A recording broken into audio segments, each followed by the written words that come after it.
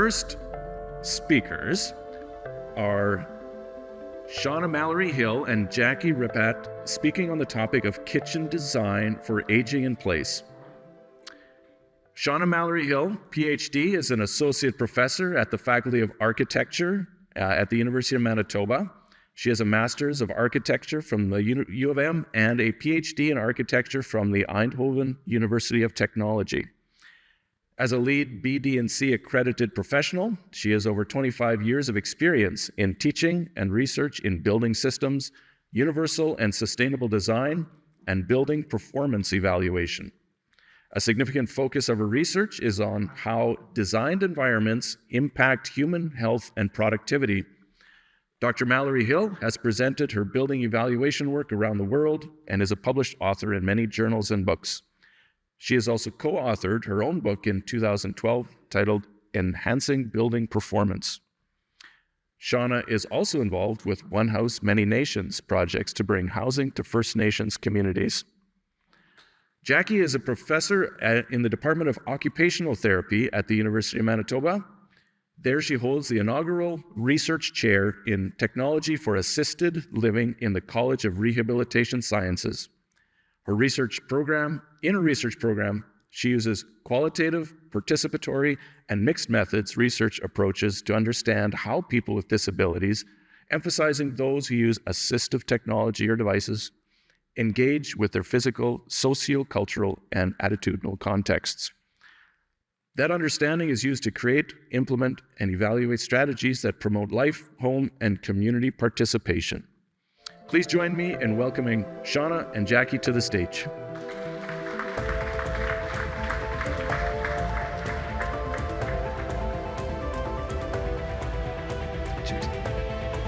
State.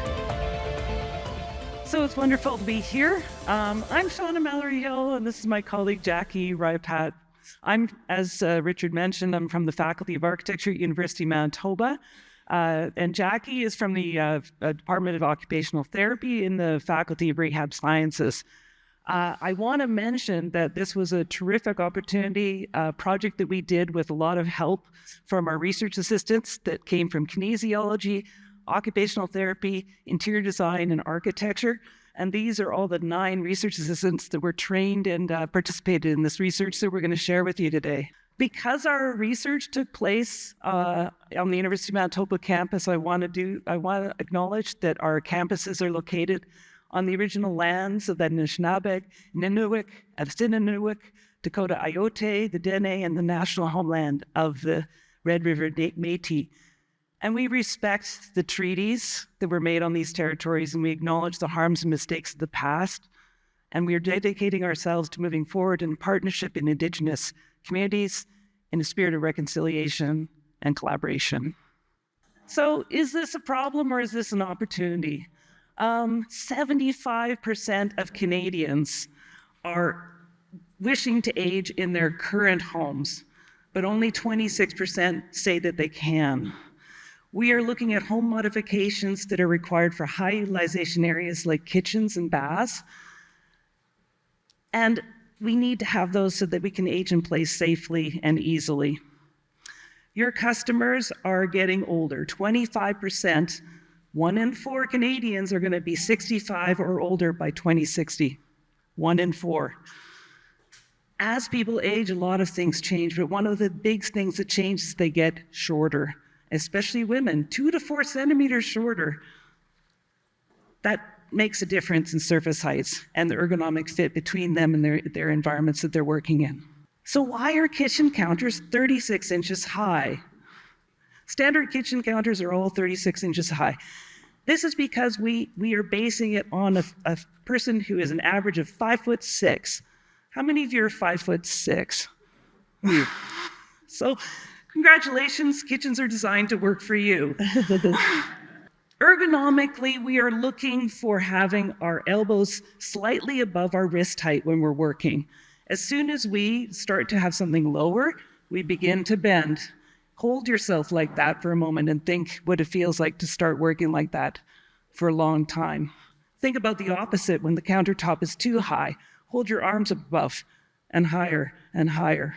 think about how hard it becomes to hold yourself in that position, especially as your strength reduces as you age. Why are they 36 inches high? Researchers like Leslie Land say that it has nothing to do with ergonomics and everything to do with aesthetics. The modernists wanted us to have nice, clean counters that match the stove height, that match the counter, that match the sink.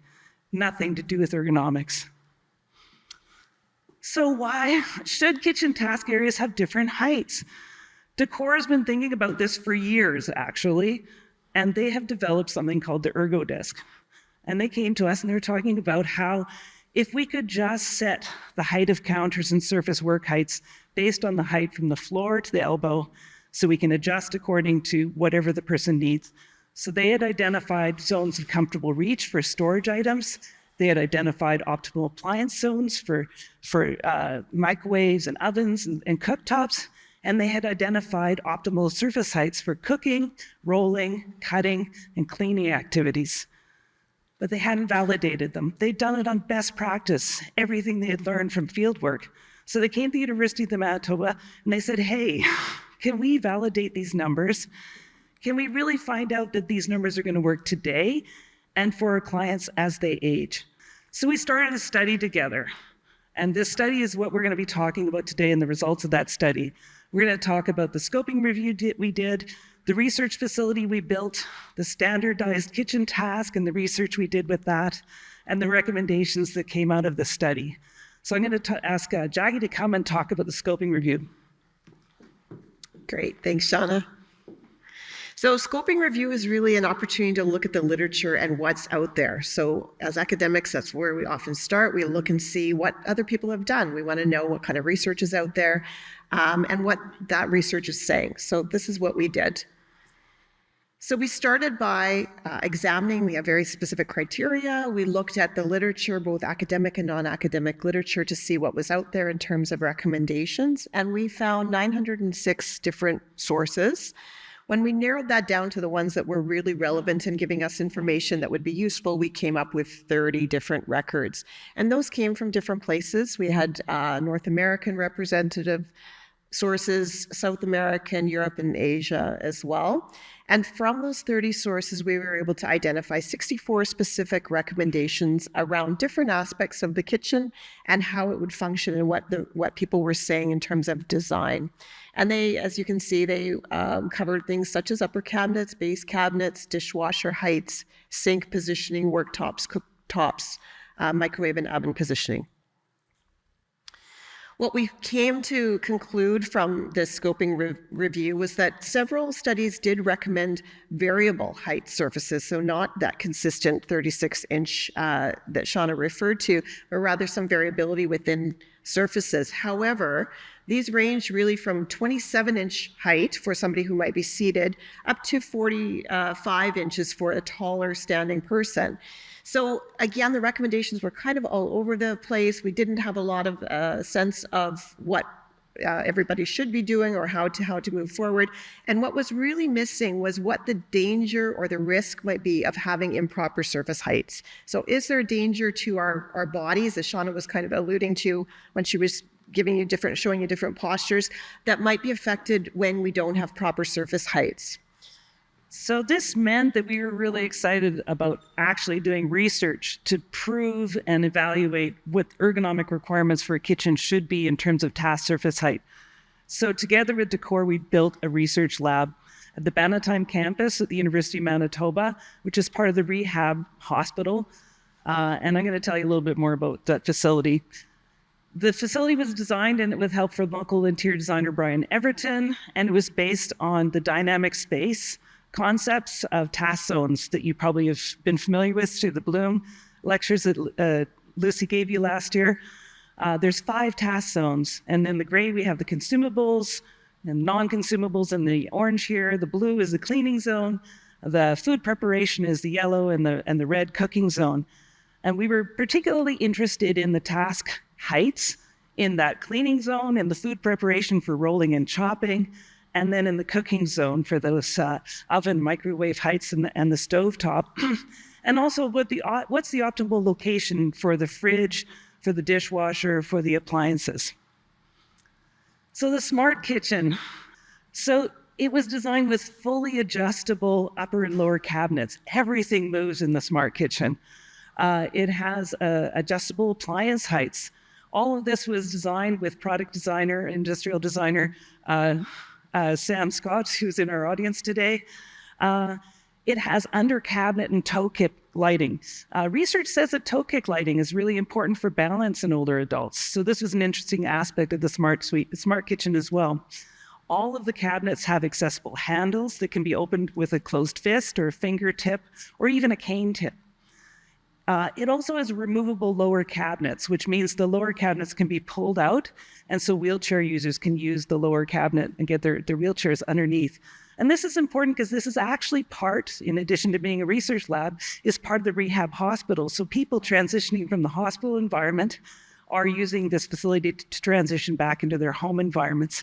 So this is an incredible contribution to the University of Manitoba that was made by Decor Cabinets. It was opened in September 2022, which is pretty remarkable because this is the other part of the story. This whole thing was created during the pandemic and a great achievement. Standardized kitchen task. So the research we did was to have our participants do a task, and that task was to bake a quiche. Bake a quiche. Why a quiche? The quiche asks our participants to use all 5 task zones.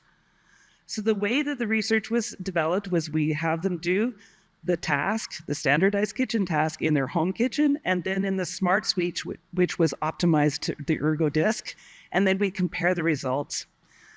Our study participants, we had 13 of them. They were all over the age of 65. They were all right-handed. Again, the task zones that we oriented with that L-shaped kitchen were organized for right-handed folks. They were ranged in stature. The majority of them were under the 49th percentile. In other words, they were between 4'10" and 5'6". So that meant they represented largely that shorter group that we had for the older adults, female adults. The tallest person was 5'7". And we did a standardized test to test how robust they were. So in terms of frailty, and most of them, as you see, there were 10 of them were robust. So this is our participant 2 working in her home kitchen, and you can see here she's mixing up her quiche. The standardized test we had our research assistants put all the tools in all the cabinets. We brought all the same ingredients and put them in the fridge and in the storage areas. And then we had them make the quiche. So it involves mixing, rolling, chopping, sautéing, putting it in the oven. And while the quiche was cooking, we did a kitchen questionnaire about the kitchen, what their priorities were. And then we interviewed them about their experience of not only making the quiche, but what it's like over the years to use kitchens, how it had changed as they aged. And of course, we did a lot of kitchen measurements while we were there. The kitchen questionnaire revealed some interesting things. We asked them, what are the most important kitchen elements to you, an older adult?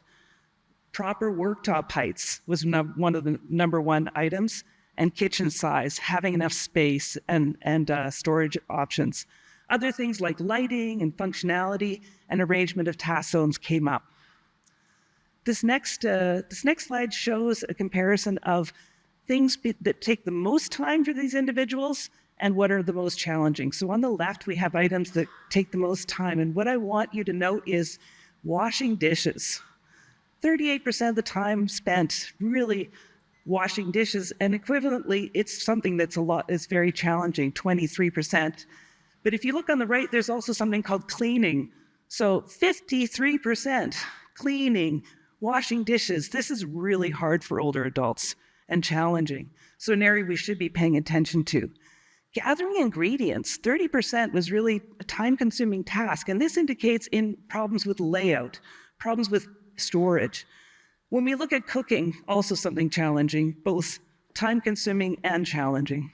So these are some of the examples of the drawings that were created from the home measurements, all the surface task heights, but also all the dimensions, the kitchen and the location of all the task zones.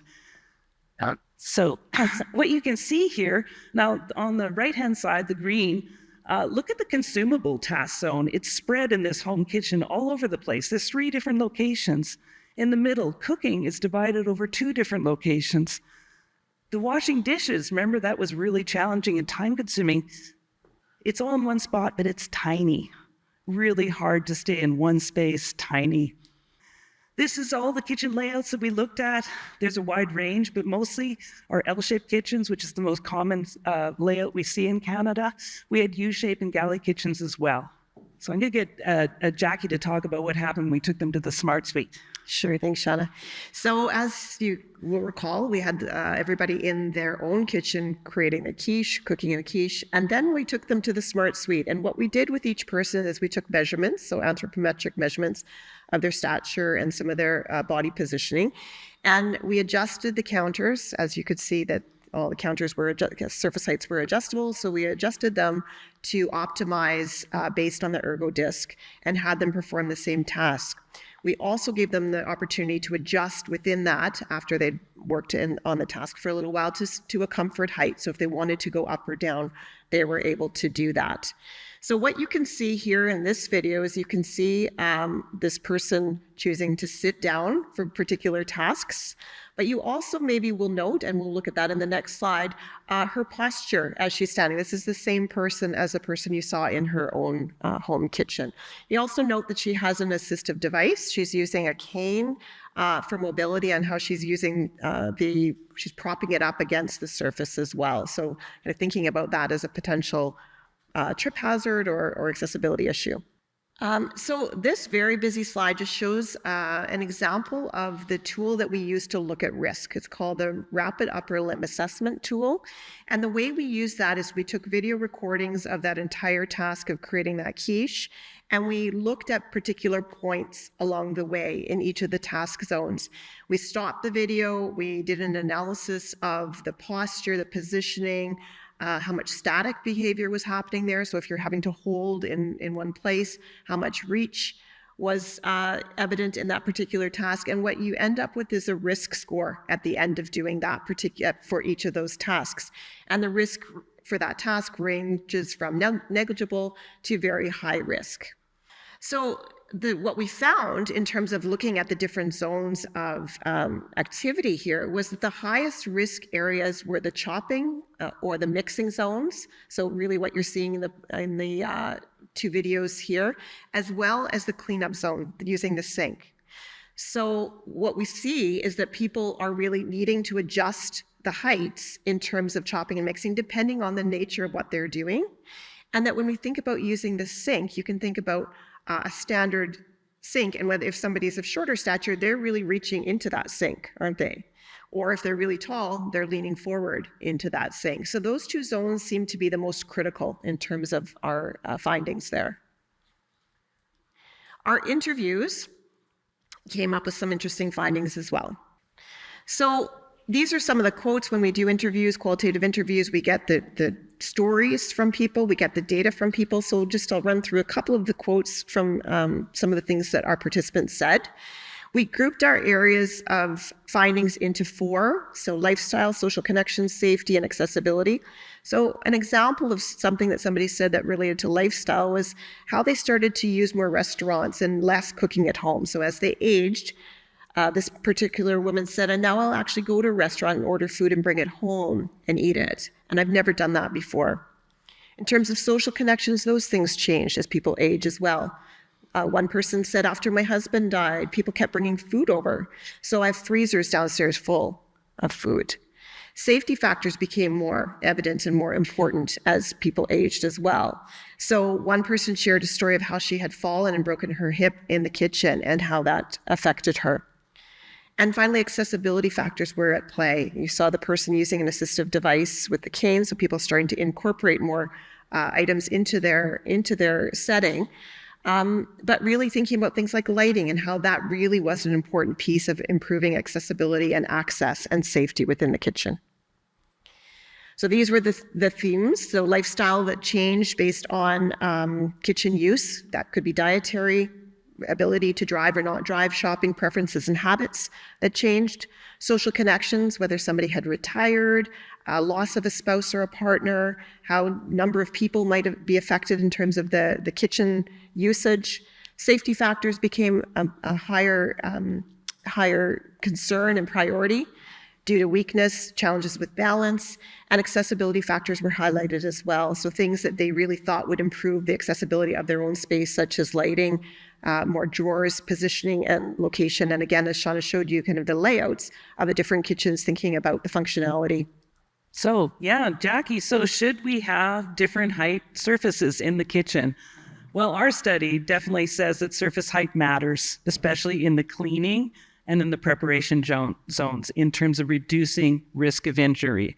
So if you had to put any attention, those are the areas you should be thinking about matching with your client's ergonomics. Adjustability of the preparation zone, we feel, would probably have the biggest impact because this is where people are spending a lot of time very rigid and stationary and having to put pressure.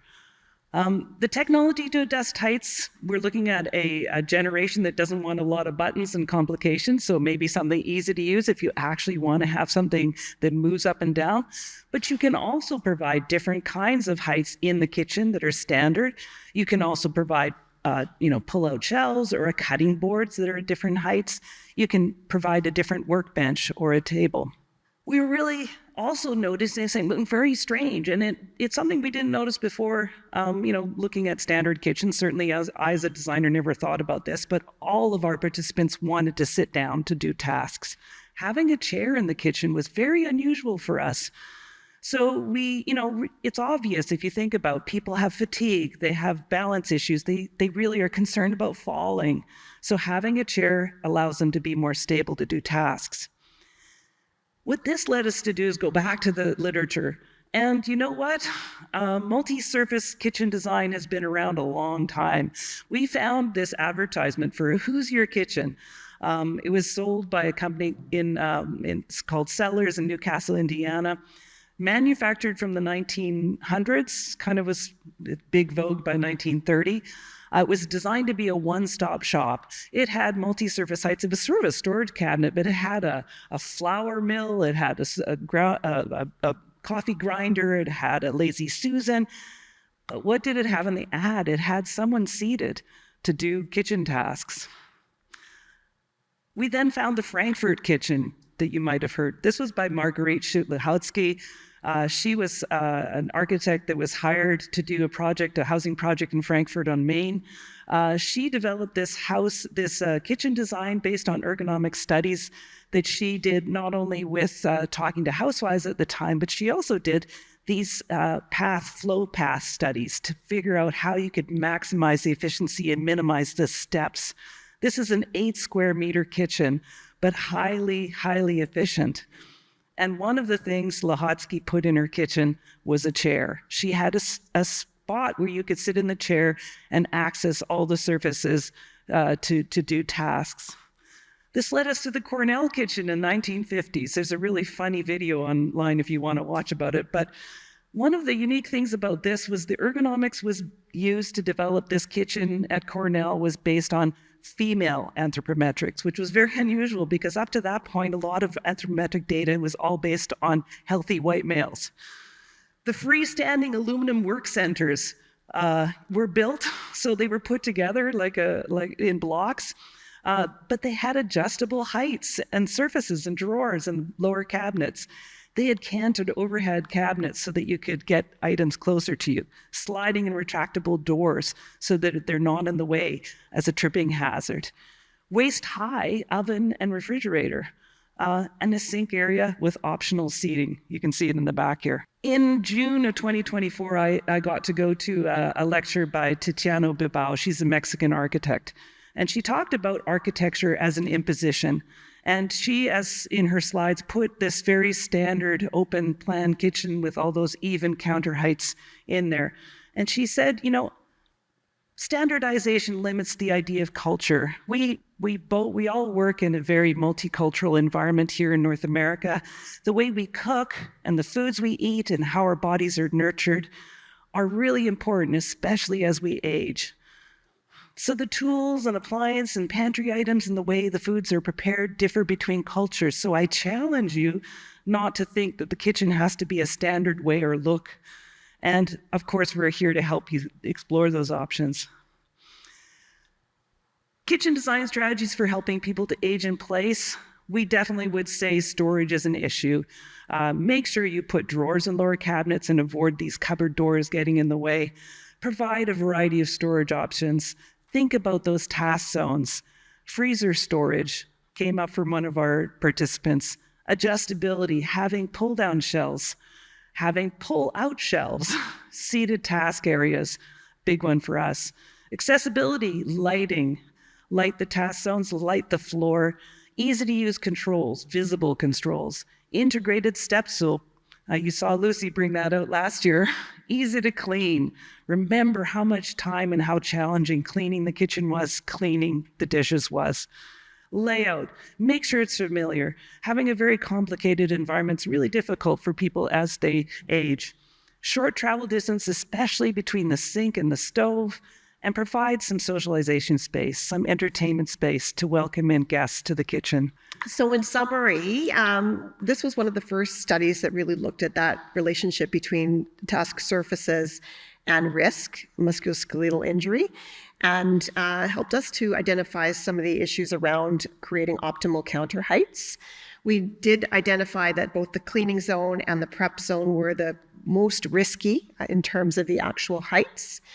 And we've also identified some of the design modifications and considerations for kitchens when you're thinking about working with a client who's aging in place. In terms of future research, this was a study with 13 right-handed older women, so we need to do more research with other people with other types of anthropometrics, different ages, different genders, to really see how this might change when we explore it in different ways, as well as thinking about intergenerational. There's a lot more families that are living in intergenerational kinds of homes and need that adaptability and adjustability based on the different people who might be using the kitchen.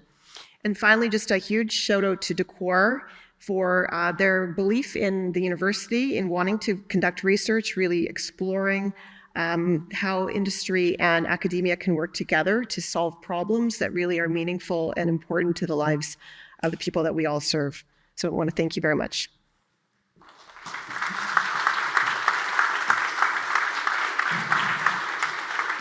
Thank you. Thank you. There was one question that came in for you. So I'm not sure who will answer, but how would a kitchen designer best start the conversation with a client they feel could benefit from an accessible kitchen? Well, I think with any conversation with a client, you want to be interested in them and ask lots of questions. Because I'm a person that's into building performance evaluation, actually visiting the person in their own home and seeing how their own kitchen is actually really helpful, because people will often tell you what they do, but what they actually do is something completely different, which is why this research was so important. But I would certainly talk about your experiences designing for people as they age. You're going to say, look, you're spending all this money to develop this kitchen, develop this bath. You want to make sure it works for you in the future. So we know from research that as people age, they need these things. So opening that conversation they're coming to you for advice. They're coming to you for your expertise. So draw upon that and give them the gift of really making sure the plan works from the beginning and it'll work for them in the future. Good. Well, thank you. Elf. Thank you, Shauna. Thank you, Jacquie.